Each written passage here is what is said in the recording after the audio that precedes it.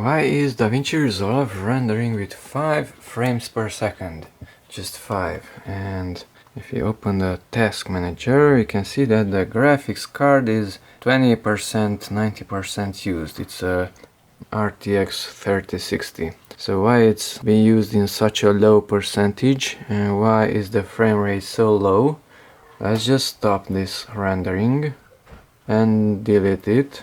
And if we come here to this portion, we have video, audio. Let's go here to file, and down here render speed is set to 5, so that's why it's rendering at 5 frames per second, because it was limited. So set it to maximum and then add it to the render queue, replace it, render all, and now we don't have 5 frames per second but almost 190 frames per second.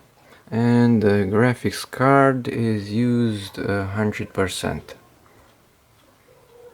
So if Davinci Resolve is rendering slowly, check if it's not accidentally limited